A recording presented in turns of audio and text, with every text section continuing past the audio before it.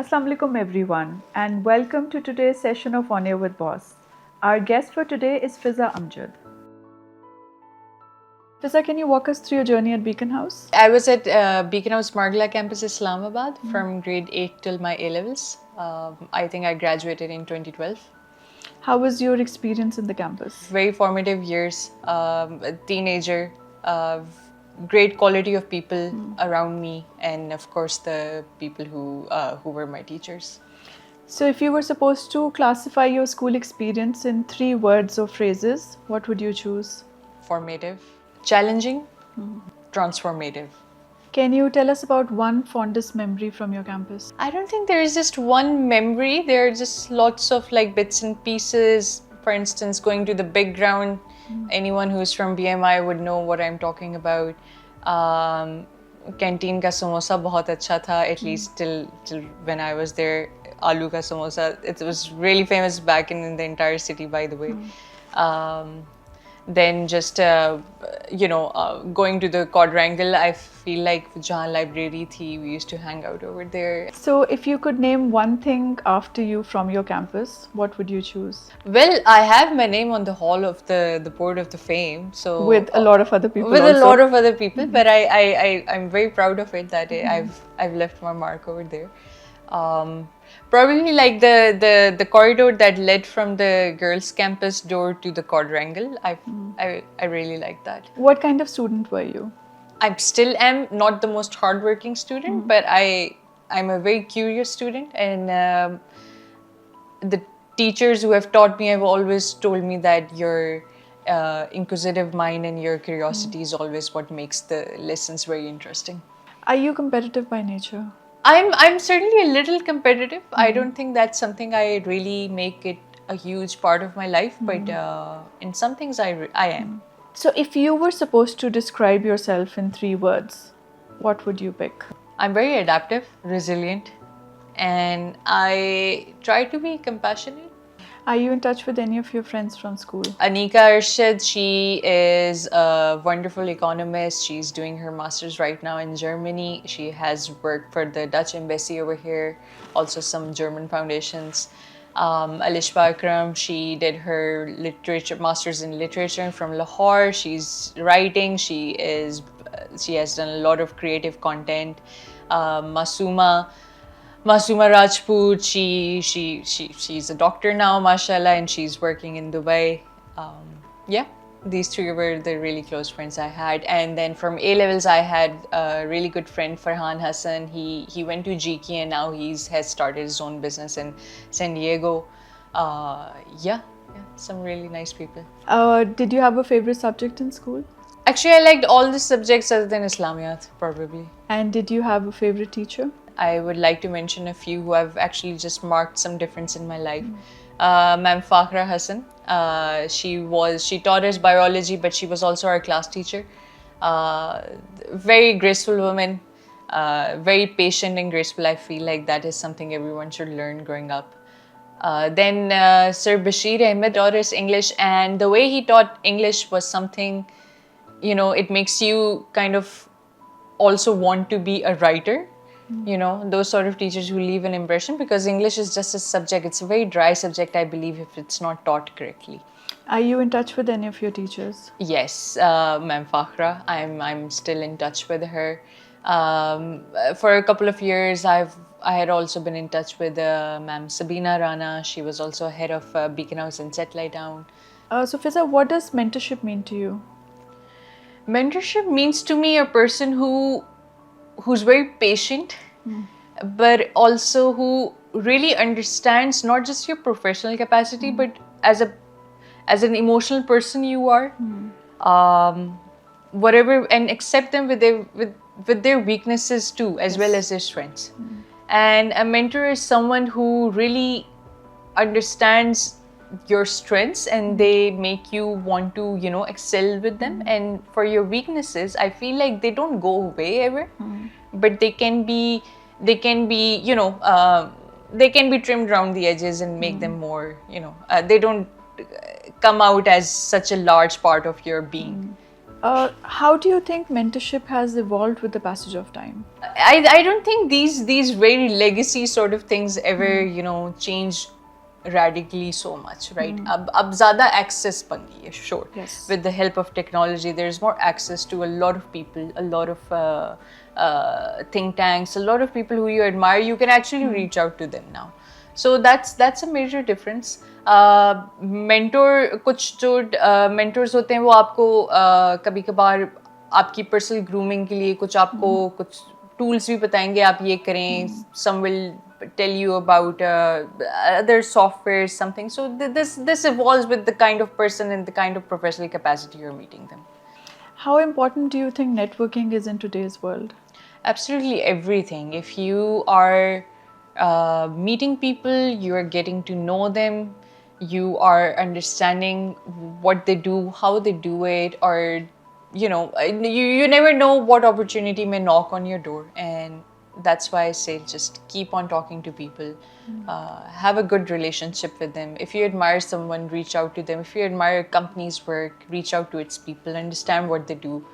Also just does not mean that you do just a hello hi email. Just have some substance, like go through, do your homework, and then reach out to people.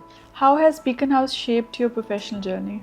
The way it applies cognitive thinking out of the box, especially in A levels, like it really pushes your boundaries, limits, in terms of challenging yourself, just solving the problem and knowing what the problem is and then solving it. So it's not understanding it, making it simplified and then answering it. I think that sort of ability really applies in every step of my life. So how did you make the choice for the profession in which you are? I'm a BS in architecture. Wow. And then I worked in the field for quite many years. Then I really wanted to shift to urban management. This is where I'm very passionate about cities. So I was really interested in that. I went to Netherlands to study that. And when I came back, so my co-founder, Dr. Naveed Iftikhar, he had already set up Atom Camp. It was just a few months old, and we were still doing some trainings, not specifically in AI, but they were. I got involved in quite a few. We had, because he's also an urban economist, so we were also working on a couple of projects in Rawalpindi, and then side by side, like Atom Camp was also evolving. We saw a thirst for AI and technology and data, right? And we saw the need that we had to bridge that gap. Can you tell us about the role AI plays in your professional capacity? I'm the co-founder and CEO of Atom Camp, and we do AI solutions and trainings. And we started off with upskilling, and now we are into AI solutions. So AI plays a big role in terms of what we offer, but in terms of personal capacity, it was always there. It's just more there prominently, and it's there as an assistant. So you need to know how these tools can make your life easier. Such mundane routine tasks that are very repetitive, you can easily have AI do them for you, so that you just have a lot of time to think about more strategic decisions. We have expanded to Saudi Arabia as well, and now also we are offering solutions in Pakistan. So we started off with doing very complicated computer vision solutions for manufacturing and industry areas of Saudi. We are applying computer vision for their warehouse management, so they have big warehouses. So this is a thing for all the for all the retailers, as well as anyone who has big stocks. Inventory management, predict करना क्या supply है, क्या demand है, do you have stock for next year, for next 2 years, for 6 months. So all of these things are all digitized, all followed by computer vision, QR codes, basically a streamlined process that you want, where there is less manual entries. How do you think AI is impacting education? It has disrupted the academia. The way we know, the way we were sitting in the classes and having a very traditional sort of a way of teaching, I mean, वो सारा चला गया. teachers are so, I mean, at least till last year, teachers were also very averse to ये देखिए सारे बच्चे जो हैं GPT से करवा के ले आते हैं assignments. The thing is, you cannot stop it. I feel like they have also now understood it bitterly, but yes. I say this everywhere that AI will come to you either as a chaos or through a proper system. So you need to choose what it is. What piece of advice would you have for people who are struggling between deciding what profession to choose? I feel like now, at least मेरे ज़माने तक ऐसी कोई choice नहीं थी कि जिसमें मैं choose करूँ कि अच्छा मैं इसका भी flavor लूँ. If I wanted to be an architect, लेकिन मेरा थोड़ा सा, you know, I also wanted to dabble a little bit in physics, you know, but I had no opportunity like that because unfortunately यहाँ पे वो universities इस तरह offer नहीं करती हैं. Very few, but इस तरह ज़्यादा नहीं करती. Yeah, I wanted to dabble a little bit in English literature. I couldn't, right? But even if your universities do not allow you that, now internet allows you that. You can find these things to learn more. अब किसी ने bioinformatics में degree कर लिया लेकिन उनका दिल था कि वो किसी और चीज़ में बायोलॉजी में कर लें, जो भी है. Now everything is just attainable. I want to say that जो past 5 years तक at least नहीं था. Now everything is within your reach. You just need to have a structure in your life to know how to achieve your goals. So what piece of advice would you have for somebody who wants to pursue a career in the AI field? Learn new things, read. Like I mentioned, there are lots of courses and certifications, free and not free as well. They're rolling out. क्योंकि जो मसला है ना वो ये कि there's an abundance of knowledge everywhere. And you get overwhelmed by so much knowledge. So what the youth needs is a very structured way of teaching them what to know and how to learn it. So what's one myth about your profession that you would like to debunk? That AI will take over your job. I think that's something that people really ask me always. But it's not something as black and white as अच्छा आज AI office में आ गया है, now your job is done, आप छुट्टी कर लें. ऐसी बात नहीं है. आपने जितना averse होंगे टेक्नोलॉजी से उतनी वो आपको आके काटेगी, right? So you just understand how it's helping you. If somehow you got hold of a time machine and you could travel back in time, is there something that you would change? You are the product of the circumstances you had. I will not be here as a person, you know, if those were not the things that had happened. So there is actually nothing that I would change. So Fizza, if you were to write a letter to your former self, what would the letter read? It's okay, you will manage. I guess that's all. My former self will understand. Fizza, what message do you have for the current students of Beaconhouse? Be curious, learn, read. Try to be as original as possible. Understand where you are right now, understand the relationships you have built, understand the life you have made for yourself right now, and see what are the good parts and see what are the things that you can make them better. And that your goal should be towards this, making those things better. Thank you so much, Fizza, for taking out time from your busy schedule and joining us on today's session of On Air with Boss.